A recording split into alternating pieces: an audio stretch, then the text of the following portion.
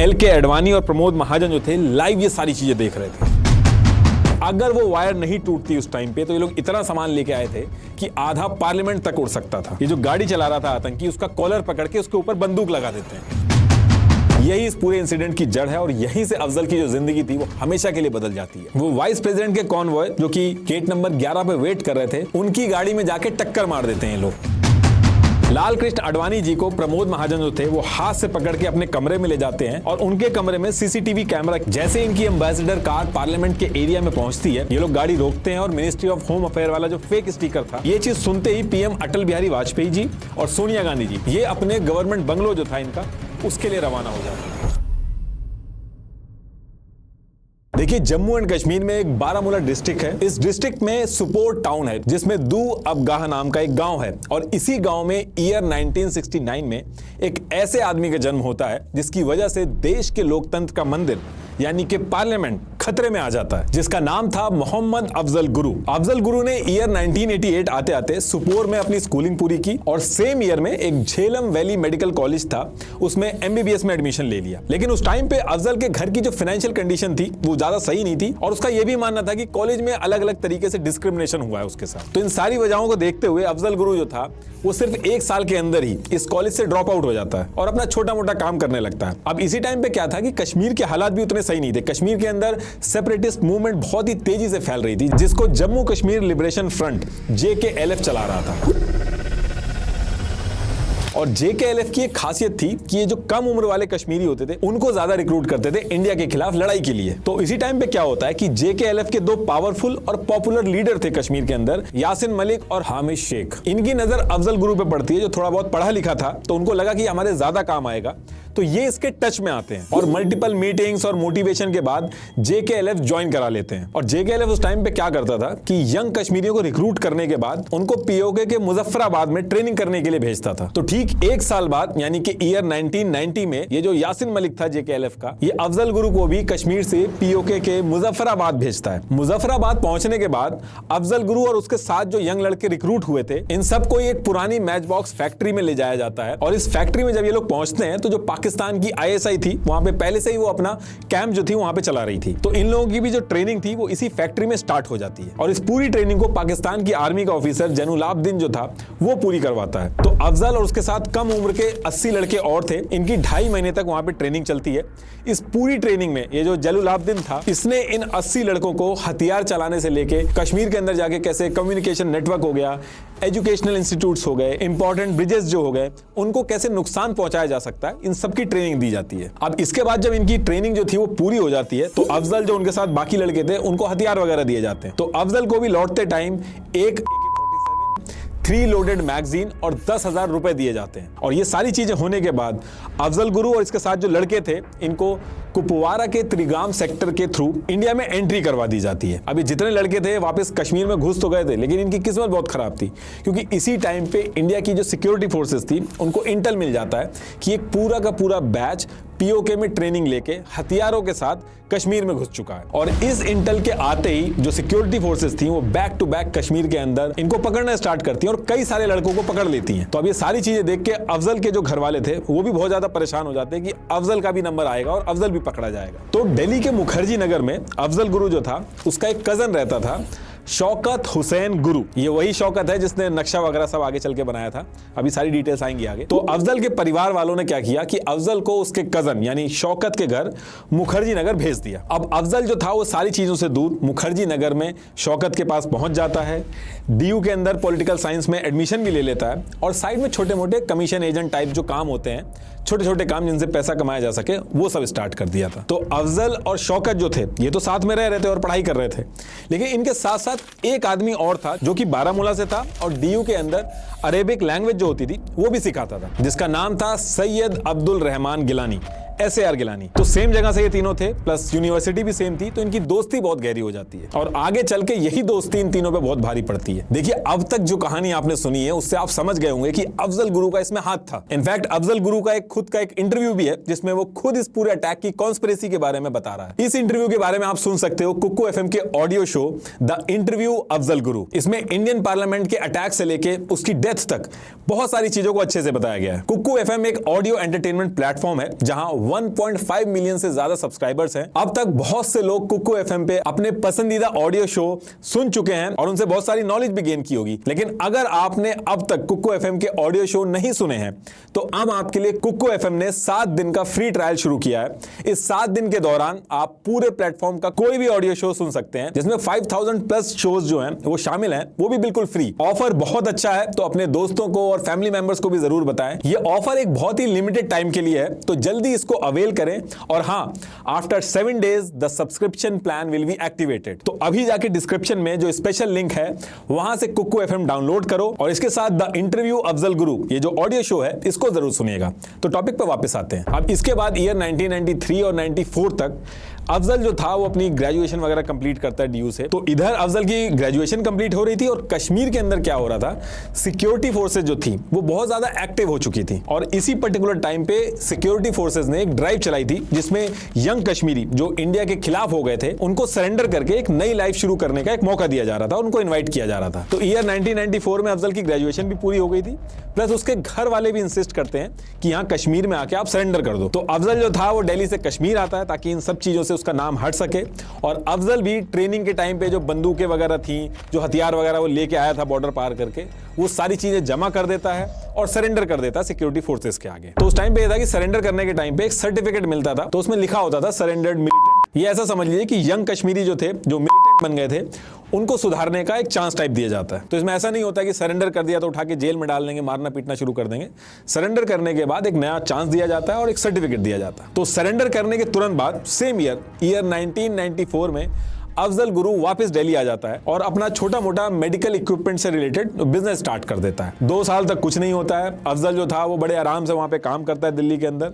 लेकिन ईयर 1997 में अफजल दोबारा से अपने होम टाउन चला जाता है और वहां पे जाके अपना काम करना चाहता है। तो उसने कमीशन बेसिस पे मेडिकल और सर्जिकल आइटम्स जो होते थे उनका एजेंट बन गया था वो, और अपना उसी एरिया में इक्विपमेंट वगैरह सप्लाई करता था अलग अलग जगह पे। तो कई सालों तक कश्मीर में काम करने के बाद डेट आती है फरवरी 2001। तो इस दिन क्या होता है कि अफजल जो था वो श्रीनगर के लाल चौक के पास एक दुकान पर सर्जिकल आइटम की सप्लाई कर रहा था। और यहीं पे अफजल की जो मुलाकात होती है वो तारिक अहमद नाम के एक आदमी से होती है। अब अफजल की जो तारिक से मुलाकात होती है यहाँ पे, यही इस पूरे इंसिडेंट की जड़ है और यहीं से अफजल की जो जिंदगी थी वो हमेशा के लिए बदल जाती है। तो होता क्या कि इस मीटिंग में तारिक जो है वो अफजल को बताता है कि वो अनंतनाग डिस्ट्रिक्ट का है, वहां का रहने वाला है और कश्मीर के हालातों पर ये दोनों काफी देर तक बात करते हैं और इसके बाद मल्टीपल टाइम मिलते भी हैं। इनकी दोस्ती भी काफी अच्छी हो जाती है। तो ऐसे ही एक दिन ये लोग श्रीनगर के अंदर बटुरालू मस्जिद थी, वहां पे नमाज पढ़ रहे थे। तो वहां से नमाज पढ़ने के बाद तारिक और अफजल की काफी देर बात होती है और इसी बीच में तारिक अफजल को सच बताता है। तारिक कहता है कि वो पाकिस्तान का रहने वाला है और जैश ए मोहम्मद जो है उसके लिए काम करता है। और काफी देर बात करने के बाद ये अफजल को भी जैश ए मोहम्मद ज्वाइन करने के लिए कन्विंस कर लेता है और उसको समझाता है कि अगर तुम ऐसा करोगे, एक तो तुम अपने लोगों के लिए लड़ोगे और साथ साथ में जो तुम्हारी फाइनेंशियल कंडीशन है, जो पैसों की दिक्कत है, ये भी हम सही करा देंगे। अब ये सारी बात होने के बाद तारिक जो था वो अफजल को एक ऐसे आदमी के पास ले जाता है जो इंडिया का सबसे बड़ा दुश्मन है, जिसने सबसे ज्यादा आतंकी हमले इंडिया के खिलाफ प्लान किए। तारिक जो था वो अफजल को डायरेक्ट जैश ए मोहम्मद के सुप्रीम कमांडर गाजी बाबा से मिलवा देता है। अब गाजी बाबा जो था वो था तो पाकिस्तान का, लेकिन इसने अपना बेस जो था वो कश्मीर की कई सारी पहाड़ियों में बना रखा था और ऐसे ही एक बेस इसने ado hills, Pahalgam, Jammu and Kashmir में बना रखा था। तो इसी पर्टिकुलर बेस पे तारिक जो है वो अफजल को लेके जाता है। इस बेस पे 60 से ज्यादा हेवीली आर्म्ड मिलिटेंट्स थे, वायरलेस सेट्स थे, सैटेलाइट फोन्स थे, सारा कुछ था वहां पे। अब अफजल के वहां पहुंचने के थोड़ी देर बाद ही गाजी बाबा वहां पे आता है और मीटिंग स्टार्ट होती है इन लोगों की। और इसी मीटिंग में गाजी बाबा जो था वो अफजल को काफी मोटिवेट करता है और समझाता है कि आप मदद करो हमारी इस लड़ाई में, ये लड़ाई बहुत जरूरी है और इस लड़ाई में जैश ए मोहम्मद का मसूद अजहर और लश्कर तोयबा साथ मिलकर आ रहे हैं और दिल्ली के इंपॉर्टेंट प्लेसेस पे हमला करेंगे। अब अफजल जो था वो ऑलरेडी दिल्ली में रह चुका था, वहां के बारे में जानता था, तो उसको गाजी बाबा कहता है कि तुम्हें कुछ नहीं करना है, कि ये जो फिदायीन हमला करने लोग आएंगे दिल्ली के अंदर, तुम्हें इन लोगों के रहने का इंतजाम करना है और अगर तुम ये काम सही से करते हो तो तुम्हें 10 लाख रुपए दिए जाएंगे, प्लस काम पूरा होने के बाद पाकिस्तान के अंदर सेटल भी करवा दिया जाएगा। अब ये मीटिंग खत्म होती है। इस मीटिंग के बाद गाजी बाबा अफजल को ऑडियो कैसेट देता है, लिटरेचर देता है, जिसमें मसूद अजहर की जो स्पीचेस होती हैं वो होती हैं और फिर इसके बाद अफजल गुरु जो था वो इस काम के लिए हाँ बोल देता। तो गाजी बाबा को टोटल 5 आतंकी जो थे वो दिल्ली में भेजने थे और उसमें जो मोहम्मद नाम का आदमी था वो इन 5 लोगों को हेड कर रहा था। तो गाजी ने अफजल को सबसे पहले मोहम्मद से इंट्रोड्यूस कराया और अब यहां से अफजल का काम यह था कि अफजल को इन 5 आतंकियों को दिल्ली पहुंचाना था और उनकी मदद करनी थी, जिसमें सबसे पहले इनके हेड मोहम्मद था, उसको पहुंचाना था। तो अफजल जो था वो मोहम्मद से मिलने के बाद अपने कजन शौकत, जिसके साथ वो रहता था पहले, उसको फोन मिलाता है दिल्ली के अंदर और मोहम्मद के लिए एक रूम अरेंज करने के लिए कहता है। और उस पर्टिकुलर टाइम पे उसने शौकत को कुछ बताया नहीं था। और शौकत जो था वो दिल्ली के अंदर उस समय फ्रूट्स का काम करता था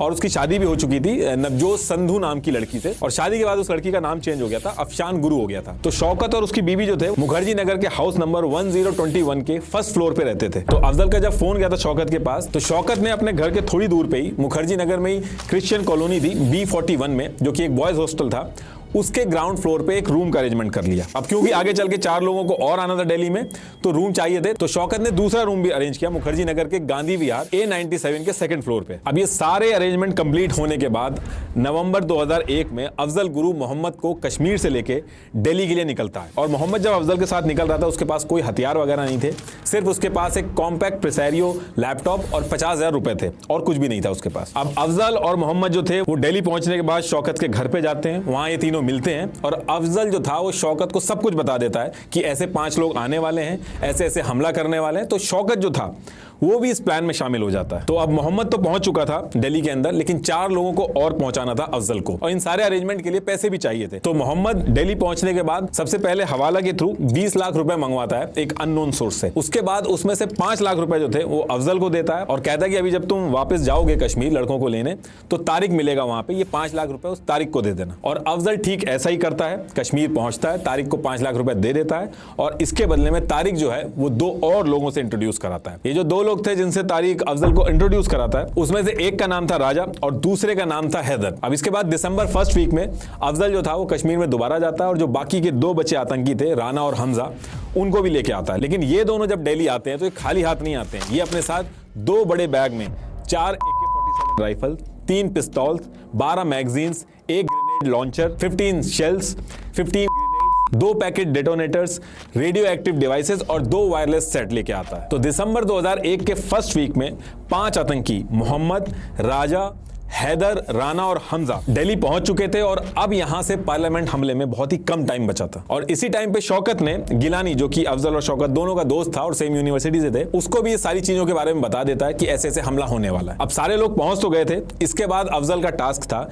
कि अफजल को इन लोगों के लिए मोबाइल और सिम अरेंजमेंट करना था। अफजल 4 दिसंबर 2001 को मॉडल टाउन में कमल किशोर की मोबाइल शॉप से मोटोरोला मॉडल 180 का मोबाइल और एक सिम लाता है। और फिर उसके बाद गफ्फार मार्केट में संदीप चौधरी की दुकान शॉप नंबर 26 से Sony Ericsson model J70 mobile और कुछ सिम लेके आता है। तो इस तरीके से इनके पास 5 मोबाइल फोन और 6 सिम कार्ड हो जाते हैं। अब ये मोबाइल और सिम कार्ड जब सबके पास अपने अपने हो जाते हैं, तो सबसे पहला यूज इसका 5 दिसंबर को मोहम्मद, जो कि हेड था इनका, ये करता है। ये अपने नए मोबाइल नंबर 9810565284 से दुबई पे मल्टीपल कॉल लगाता है और प्लान डिस्कस करता है। और फिर ये सारी बात करने के बाद ये लोग अपनी प्लानिंग स्टार्ट कर देते हैं। और ये इससे रिलेटेड जितने भी ये मीटिंग करते थे, ये शौकत के घर पे करते थे, यानी कि मुखर्जी नगर के हाउस नंबर 1021 पे। और जब ये मीटिंग होती थी इस घर पे, तो पाकिस्तान के 5 आतंकी जो अटैक करने आए थे ये होते थे और इनके साथ 3 लोग और होते थे, यानी कि अफजल गुरु, SAR गिलानी, शौकत, ये तीनों भी रहते थे इनके साथ। और घर में जो शौकत की वाइफ थी अफशान गुरु, ये भी रहती थी, जिसको इस बारे में पता था। तो अब मुखर्जी नगर में सारे लोग बैठ के दिल्ली में आतंकी हमला प्लान कर रहे हैं और इनके अलावा दिल्ली के अंदर हर कोई इस चीज से अनजान था कि आने वाले दिनों में क्या होने वाला। तो इस मल्टीपल मीटिंग में ये लोग ये डिसाइड करते हैं कि दिल्ली की जो मेन लोकेशन है, जैसे UK और US की जो एम्बेसीज हैं, पार्लियामेंट है, प्लस एयरपोर्ट है जो दिल्ली एयरपोर्ट है, इनकी ये जाके रैकी करेंगे, वहां का पूरा एक डिजाइन बनाएंगे और उसके बाद आके उस पर डिस्कशन करेंगे कि सबसे बेस्ट सुटेबल हमले के लिए लोकेशन कौन सी हो सकती है। तो इससे पहले कि अगले दिन सब लोग जाके फिजिकली वो सारे मैप बनाए, वहां की रैकी करें, अफजल जो था वो लैपटॉप में इंटरनेट एक्टिवेट करके UK और US की जो एम्बेसीज थी, दिल्ली एयरपोर्ट और पार्लियामेंट की जो लोकेशन थी, उसके बारे में जितना भी सर्च करके डिटेल्स इकट्ठी हो सकती थी वो इकट्ठी करता था, ताकि वहां जाने से पहले ऑलरेडी इनके पास कुछ ना कुछ डिटेल्स हों। तो ये सारी चीजें होने के बाद सबसे पहले शौकत जो था उसको रैकी के लिए भेजा जाता है। शौकत अपनी यामाहा मोटरसाइकिल से जाता है, जिसका नंबर DL ISK 3122 था। शौकत को चाणक्यपुरी का एरिया दिया गया था जहां पे जाके इसको यूके और यूएस की जो एम्बेसीज थी वहां की रेकी करनी थी और चार्ट बनाना था। तो ये वैसा ही करता है, ये वहां पे जाता है, रेकी करता है और चार्ट बनाता है, वो चार्ट बना के वापस आ जाता है। तो शौकत जब यहां से वापस आता है तो इसके बाद ये लोग डिसाइड करते हैं कि 8 दिसंबर को ये लोग किसी एक को नहीं भेजेंगे पार्लियामेंट, बल्कि ये सारे लोग एक साथ जाएंगे पार्लियामेंट, वहां की रेकी करेंगे। तो एक बाइक की और जरूरत थी, तो ये लोग एक और ब्लैक कलर की यामाहा बाइक जिसका नंबर था HR51E 576 ये गुप्ता ऑटो डीलर से 20,000 में खरीदते हैं और फिर इस बाइक का यूज करके पार्लियामेंट सारे लोग पहुंचते हैं और वहां की रेकी करना स्टार्ट करते हैं। और पूरा का पूरा जो पार्लियामेंट का चार्ट था कि कहां कहां पे गेट नंबर हैं, कौन से गेट नंबर से एग्जिट हो सकता है, कौन से गेट नंबर से एंट्री आसानी से हो सकती है, ये सारी चीजें डिटेल लेके एक चार्ट में मेंशन कर देते हैं। अब ये सारी चीजें करने के बाद ये लोग शौकत के घर में इकट्ठे होते हैं और अफजल और मोहम्मद जो थे इनके पास सैटेलाइट फोन था, इस सैटेलाइट फोन के थ्रू ये सारे चार्ट की जो डिटेल्स थी ये इकट्ठी करते हैं और गाजी बाबा को फोन मिलाया जाता है। ये सारी डिटेल्स जो थी वो गाजी बाबा को बताई जाती हैं, चार्ट शेयर किए जाते हैं और ये सारी डिटेल्स देखने के बाद गाजी बाबा डिसाइड करता है कि ये लोग पार्लियामेंट में हमला करेंगे और वहां के जितने भी पॉलिटिशियंस होंगे उनको हॉस्टेज बनाएंगे।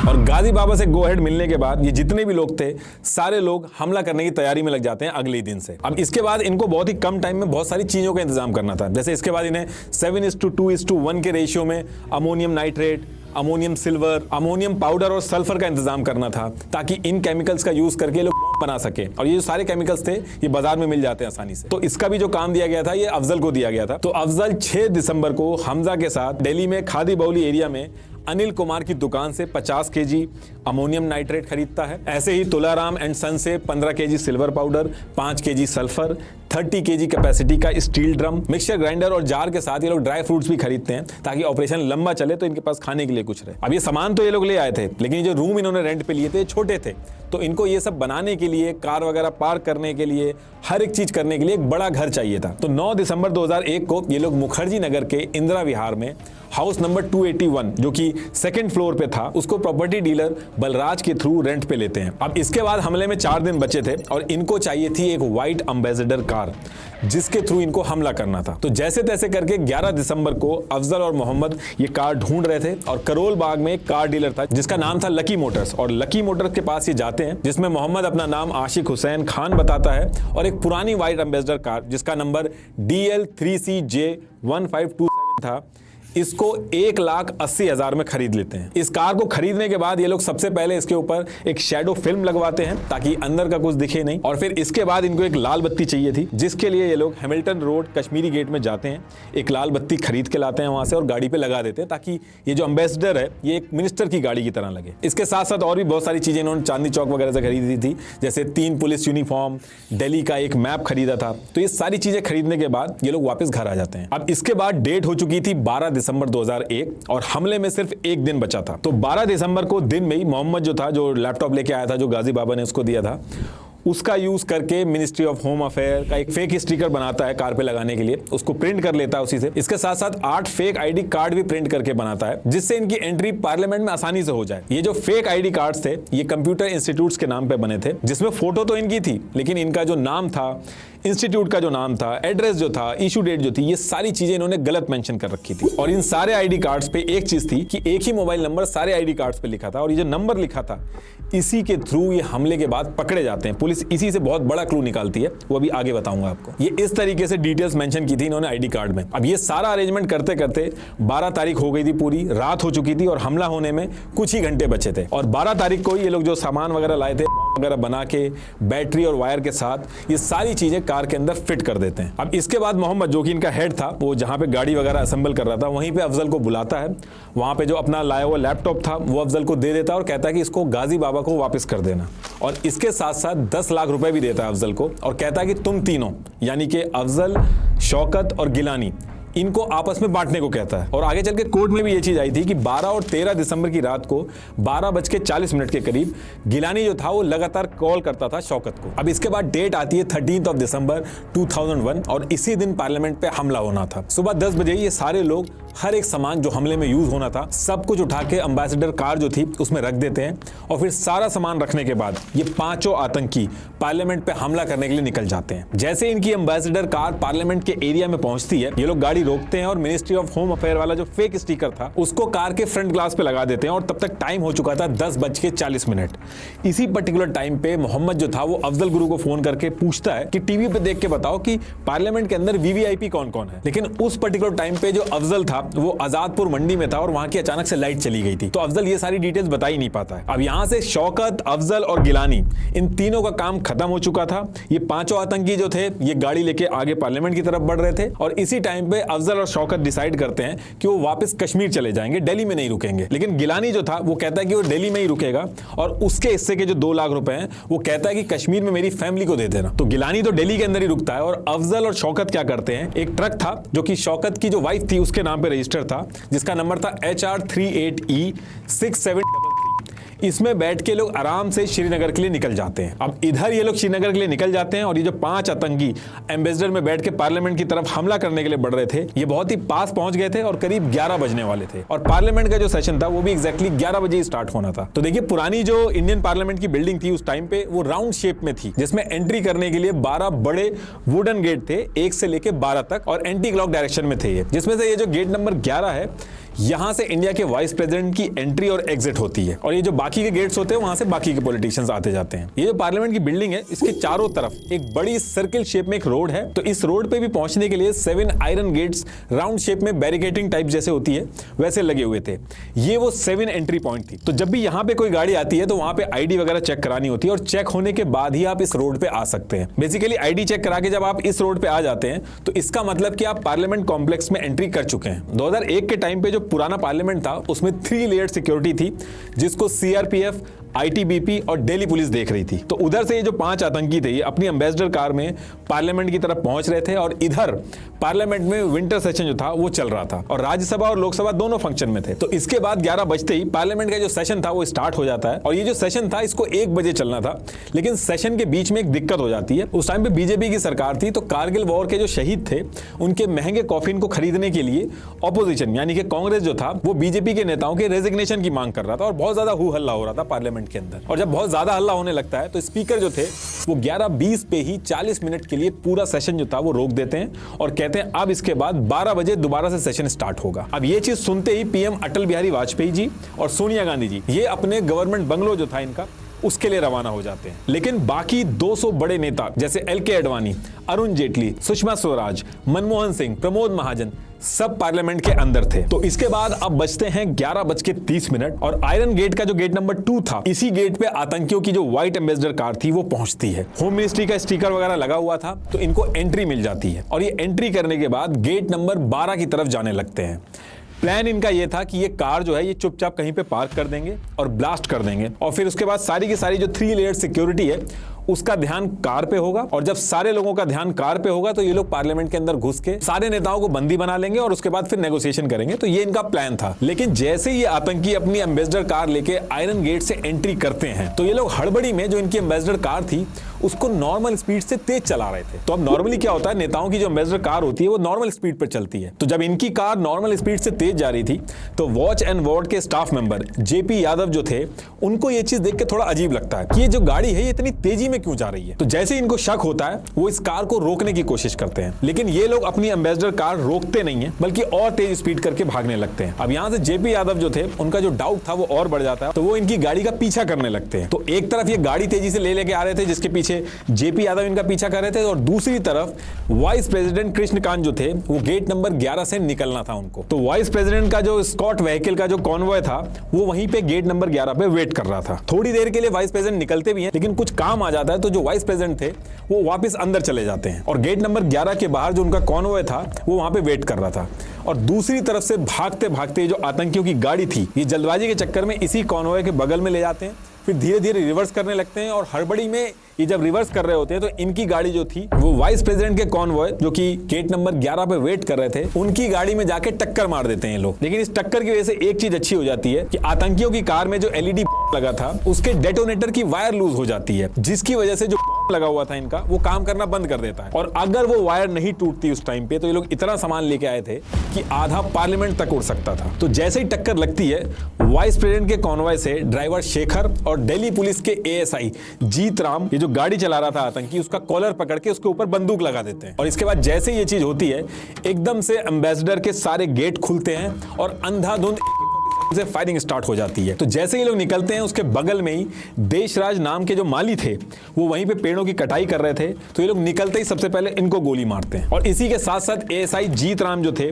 उनको भी वहीं पे गोली लग जाती है। अब जैसे ये सारी चीजें जेपी यादव देखते हैं जो कि पीछा कर रहे थे, वो वार्निंग अलार्म जो था उसको बजा देते हैं। तो जैसे ही अलार्म बजता है तो गेट नंबर 11 जो था वो तुरंत बंद हो जाता है और बाकी जितने भी पार्लियामेंट के गेट थे और विंडोज थी वो उसी समय पे बंद हो जाती हैं। अब गेट तो बंद हो गए थे लेकिन ये पांचों आतंकी जेपी यादव जो थे उनके ऊपर गोली चला देते हैं और वो शहीद हो जाते हैं। अब गेट नंबर 11 जब बंद हो जाता है तो ये पांचों क्या करते हैं, गेट नंबर 1 की तरफ हथगोले फेंकते हुए और फायरिंग करते हुए भागते हैं। और जैसे ही गेट नंबर 1 पे आतंकी पहुंचते हैं, सीआरपीएफ के हेड कांस्टेबल वाईबी थापा और कांस्टेबल सुखविंदर सिंह आतंकी मोहम्मद को जो कि हेड था उसको गोली मार देते हैं। और मोहम्मद जो था उसकी कमर पे एक्सप्लोजिव बेल्ट बंधी हुई थी। तो गेट नंबर 1 जो था वहां पे बहुत तेजी से धमाका होता है। अब जैसे गेट नंबर 1 पे धमाका होता है, सीआईएसएफ की ब्रावो कंपनी की कांस्टेबल कमलेश कुमारी जो थी वो धमाके की आवाज सुन के बिना बंदूक के अपना वायरलेस सेट हाथ में लेके गेट नंबर 1 की तरफ भागने लगती हैं। लेकिन ये लोग पहले से ही वहां पे थे तो इन्होंने उनके ऊपर भी गोली चला दी और वो भी शहीद हो जाती हैं। अब इसके बाद बाकी बचे जो 4 आतंकी थे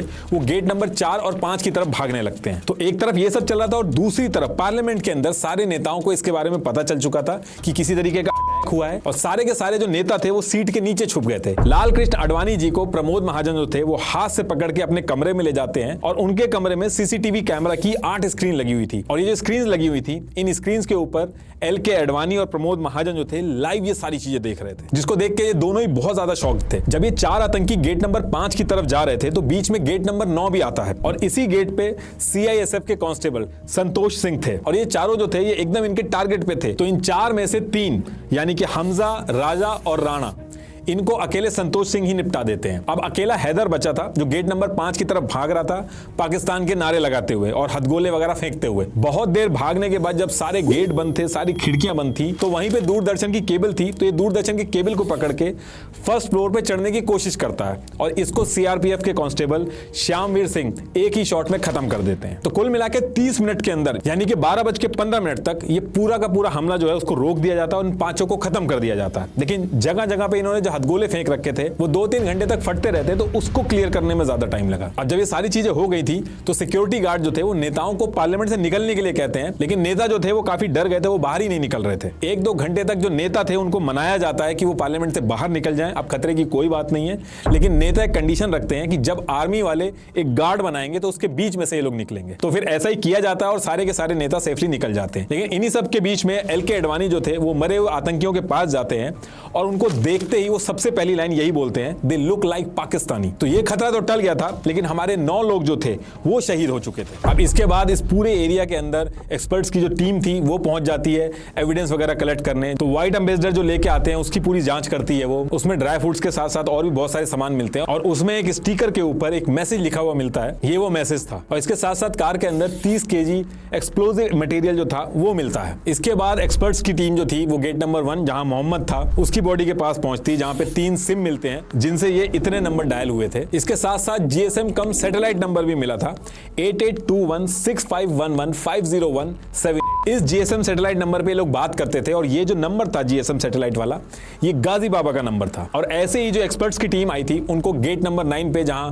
राणा, राजा, हमजा की बॉडी थी वहां पे भी इनकी जेब में से स्लिप वगैरह मिलती है जिन पे ये सारे नंबर लिखे हुए थे। लेकिन जितने भी नंबर वगैरह मिले थे उनसे ज्यादा कुछ तो नहीं हो पाया, लेकिन एक नंबर था जो हर किसी की आईडी पे मेंशन था 9811489429। और इसी नंबर की वजह से पुलिस इस पूरे ऑपरेशन को पकड़ लेती है। और सेम टाइम पे टीवी पे न्यूज वगैरह भी चल रही थी, तो लकी मोटर्स के हरपाल सिंह न्यूज देखते ही बहुत ज्यादा घबरा जाते हैं, क्योंकि इनसे ही 2 दिन पहले एम्बेसडर कार खरीद के ले गए थे सारे आतंकी।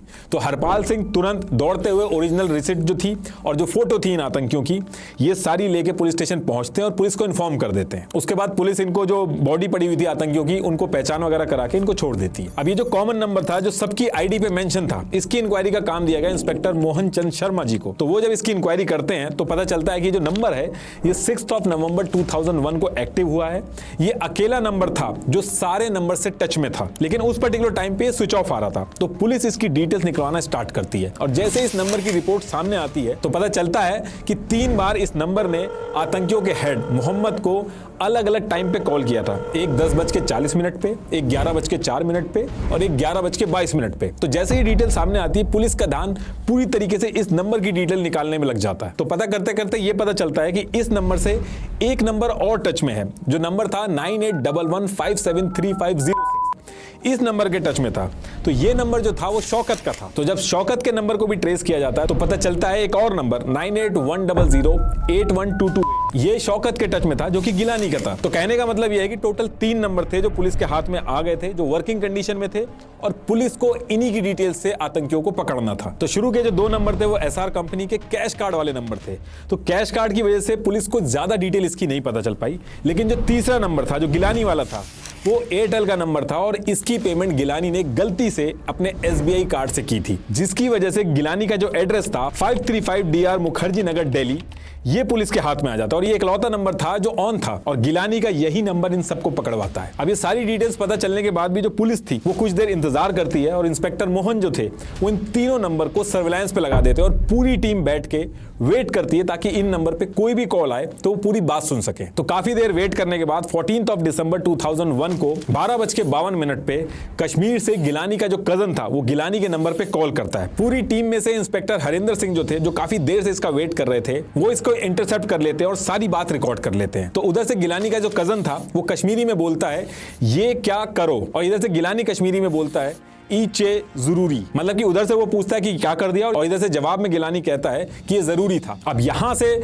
पुलिस जो थी वो गिलानी को पकड़ने के लिए निकलती है और बाकी जो टीम है वो उसके बाद भी इन तीनों नंबर को बैक टू बैक ट्रेस कर रही थी। तो इसके थोड़ी देर बाद ही दूसरा नंबर जो था शौकत का, उस पे कॉल आती है जो कि उसकी वाइफ करती है। वो बहुत डरी हुई थी और वो कहती है कि उसको बहुत डर लग रहा है ये सब होने के बाद। ये इस पूरी कॉन्वर्सेशन की कॉपी है, आप एक बार पॉज करके पढ़ लेना। और अगले दिन फॉरेंसिक रिपोर्ट में भी आ जाता है कि ये जो 2 लोग बात कर रहे थे वो शौकत था और उसकी वाइफ थी और वो हमले से रिलेटेड ही बात कर रहे थे। तो अब यहां से 15 दिसंबर 2001 को 10 बजे गिलानी को घर से पुलिस उठाती है और पुलिस जब अपने स्टाइल में पूछना स्टार्ट करती है तो गिलानी सब कुछ सच सच बता देता है। अफजल, शौकत, कहां से प्लान बना, कौन कौन आया, हर एक डिटेल वो बता देता है। और ये भी बताता है कि ये जो बाकी के 2 नंबर आप ढूंढ रहे हो जो एसआर कंपनी के कैश कार्ड वाले हैं, ये अफजल और शौकत के हैं। अब ये सारी चीजें रिकॉर्ड करने के बाद गिलानी के साथ पुलिस शौकत के घर पे पहुंचती है।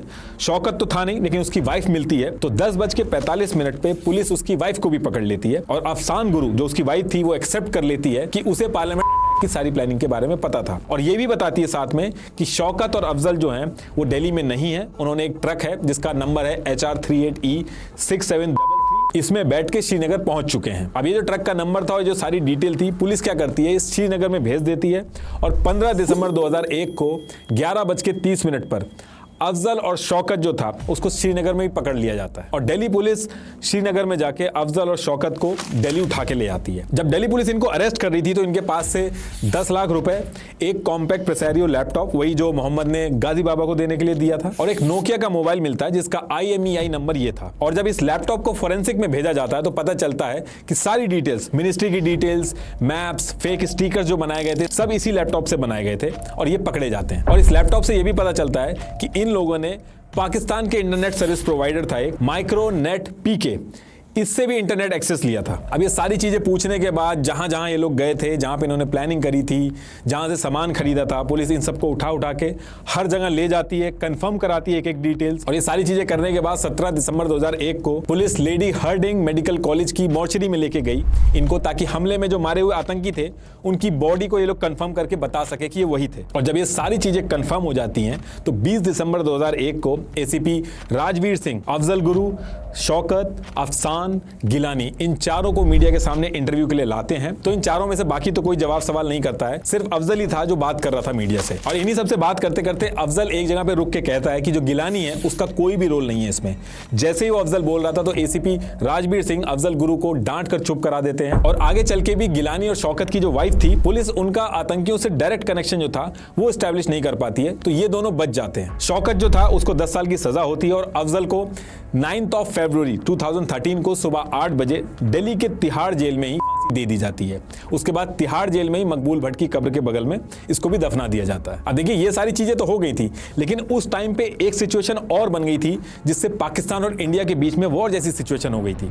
एक्चुअली हुआ क्या था, 21 दिसंबर को इंडिया ने पाकिस्तान से अपने हाई कमिश्नर जो थे उनको वापस बुला लिया था। इंडिया ने अपने एयर स्पेस को पाकिस्तानी फ्लाइट्स के लिए बंद कर दिया था। फ्लाइट्स, ट्रेन, बसेस जो भी कंट्री के बीच में चलती थी सबको बंद कर दिया गया था।